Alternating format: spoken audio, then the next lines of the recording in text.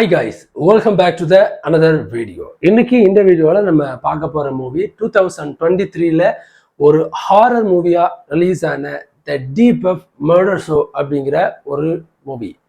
Actually இந்த படத்தில் என்னன்னா ஹீரோ பார்த்தீங்கன்னா வந்து ஒரு ப்ராட்காஸ்ட் நடத்திட்டு இருக்காரு. அவங்களோட சிஸ்டர் வந்து ரொம்ப கொடூரமான முறையில் கொல்லப்படுறாங்க. அந்த கொலைக்கு என்ன காரணம் அப்படின்னு ஹீரோ வந்து சர்ச் பண்ண ஆரம்பிக்கிறாரு. இறுதியில் அந்த கொலைக்கு காரணங்கள் அவருக்கு கிடைச்சிச்சா இல்லையா, ஏன் அவங்க சிஸ்டர் போல கொடூரமா கொலை பண்றாங்க அப்படின்றதுக்கு விடை எப்படி கண்டுபிடிச்சாரு அப்படின்றதான் படத்தோட கதை. இதனால ஹீரோக்கு ஏற்படக்கூடிய பக்க விளைவுகள் என்னென்ன அப்படிங்கிறதா இது.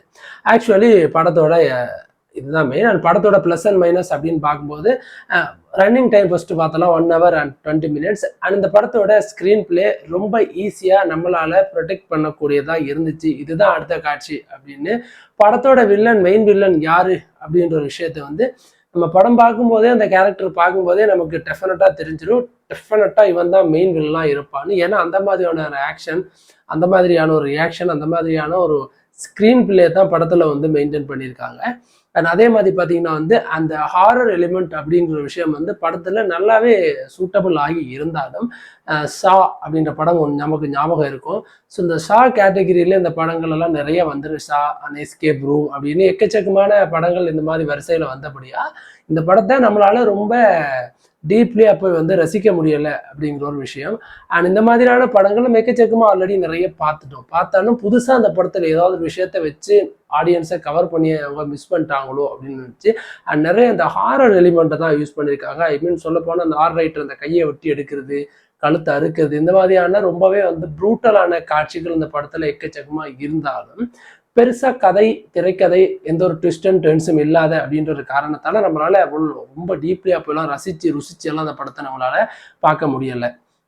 இந்த படத்தோட டைரக்டர் வந்து இப்போ இறந்து போயிட்டாரு. ஸோ அவருக்கு ஒரு மெமோரியலாக இந்த படத்தில் வந்து தேங்க்ஸ்னு சொல்லியிருப்பாங்க படத்தோட இறுதி கட்டத்தில். படத்தில் நடித்த எல்லாருமே பார்த்தீங்கன்னா ஒரு ஃபேண்டாஸ்டிக்கான ஆக்டிங் தான் கொடுத்துருப்பாங்க. அவங்களுக்கு கொடுக்கப்பட்ட வேலைகளை ரொம்ப கச்சிதமாக செய்திருப்பாங்க. பட் இந்த படத்தில் பார்த்தீங்கன்னா ஏன் இந்த கொலைகள் எல்லாம் செய்கிறார்கள் அப்படிங்கிற ஒரு விஷயத்தை வந்து மென்ஷன் பண்ணவே இல்லை.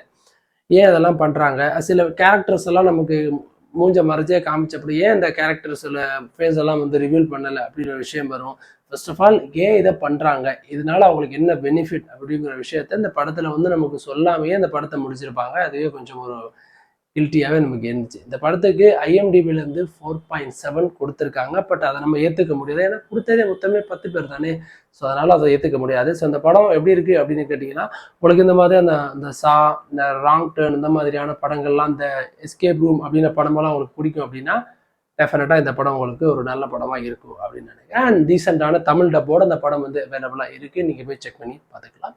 அடுத்த நல்ல ஒரு மூவி ரிவ்யூஸோட வந்து நான் மறுபடியும் உங்களை சந்திக்கிறேன். அது வரைக்கும் தேங்க்யூ காய்ஸ்.